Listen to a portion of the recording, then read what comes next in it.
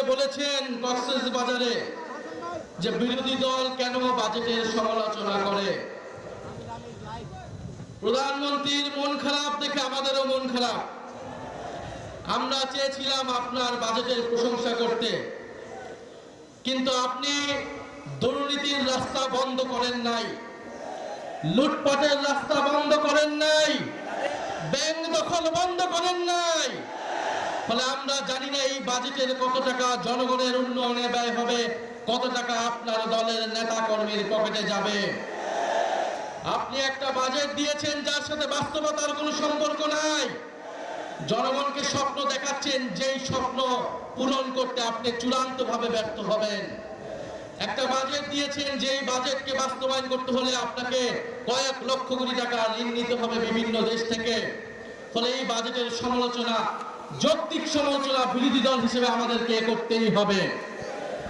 আমরা খুব স্পষ্টভাবেই বলেছিলাম যে দেশে সুশাসন, স্বচ্ছতা, সংস্কার বাস্তবায়ন না হলে দুর্নীতি বন্ধ হবে না, চাঁদাবাজি, লুটপাট বন্ধ হবে না। আজকে হারে হারে বাংলাদেশের জনগণ সেটা দেখতে পাচ্ছে। ব্যাংক দখল শুরু হয়ে গিয়েছে।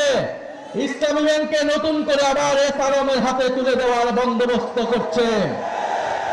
আপনি যতই অস্বীকার করুন না কেন, আমরা জানি এসআরএমের গাড়িতে চড়ে কে বাংলাদেশের সংবর্ধনা নিয়েছিল।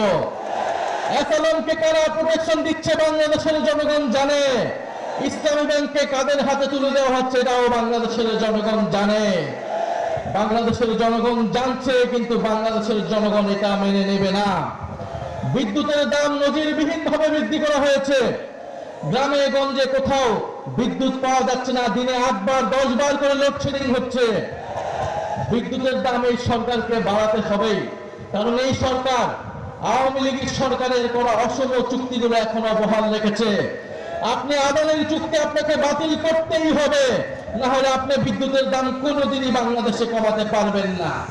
তাহলে আপনি আদানির চুক্তি বহাল রাখবেন, আপনি ইসলামী ব্যাংকে নতুন করে এসআরএমের হাতে তুলে দিবেন, আপনি দুর্নীতি, চাঁদাবাজি বন্ধ করার জন্য কোনো ধরনের সংস্কার করবেন না, আর আপনার বাজেটকে বিরোধী দল প্রশংসা করবে, এটা বিরোধী দল থেকে অনেক বেশি প্রত্যাশা করা হয়ে যাচ্ছে।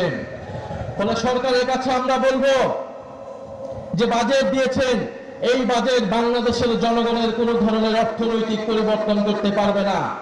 বাংলাদেশের উন্নয়ন করতে হলে আগে আপনাকে গণভোটের গণরায় অনুযায়ী সংস্কার করতে হবে, পুলিশ সংস্কার করতে হবে, দুদক সংস্কার করতে হবে, বিচার বিভাগ সংস্কার করতে হবে। গতকালকে এই খবর দেখলাম যে আপনাদের চট্টগ্রামে বাংলাদেশের ক্রিকেট টিমের একজন ক্রিকেটারকে পুলিশ তুলে নিয়ে এসেছে, ডিবি তুলে এনে নির্যাতন করে দিয়েছে, এবং স্বরাষ্ট্রমন্ত্রী আজকে কক্সবাজার গিয়ে বক্তব্য করছে। ফলে এই যে পুলিশ সংস্কার হয়নি, জনগণের উপরে আবারও জুলুম নির্যাতন নেমে এসেছে। সরকার আবারও পুরনো স্বৈরতন্ত্রের পথে হাঁটছে। সরকার যদি স্বৈরতন্ত্রের পথে হাঁটে, জনগণকে অভ্যুত্থানের পথে হাঁটতে হবে। ফলে সংসদকে জনগণ থেকে বিচ্ছিন্ন করে ফেলা হচ্ছে। জনসংশ্লিষ্ট ইস্যুতে বিরোধী দলকে সেখানে কথা বলতে দেওয়া হচ্ছে না। আমরা দেখেছি গত 2-1 দিন আগেই বাংলাদেশে নতুন ভারতীয় হাই কমিশনার এসেছে, এবং আমরা গতকালকে মৌলভীবাজারে সীমান্তে আবার একজন বাংলাদেশি হত্যার খবর পেয়েছি। বলে উনি এসে যেই সুসম্পর্ক এবং বন্ধুত্বের কথা বলেছে, আমরা স্পষ্টভাবে জানিয়ে দিতে চাই, সীমান্তে কাঁটাতার এবং বন্দুক দিয়ে, নদীতে বাদ দিয়ে কোনো বন্ধুত্ব হয় না। এবং বাংলাদেশ এবং ভারতের আকাশ এক নয়, বাংলার মাটি আর ভারতের মাটিও এক নয়।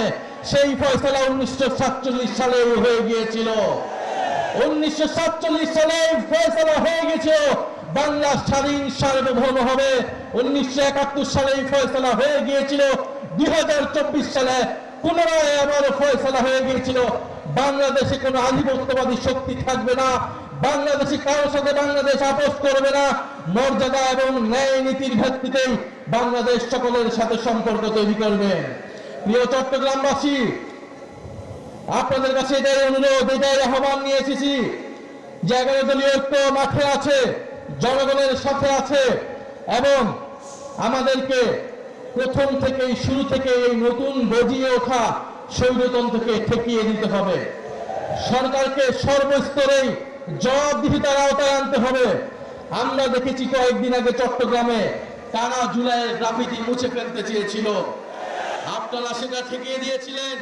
এরকম প্রত্যেকটি জায়গায় জুলাই গণ অভ্যুত্থানের বিপক্ষে যারা যাবে, দুর্নীতি স্বৈরাচারের পক্ষে যারা যাবে, তাদের বিরুদ্ধে আপনাদেরকে দাঁড়াতে হবে। সরকারকে অবশ্যই জবাবদিহিতার আওতায় আনতে হবে, প্রত্যেকটা মন্ত্রীকে জবাবদিহিতার আনতে হবে।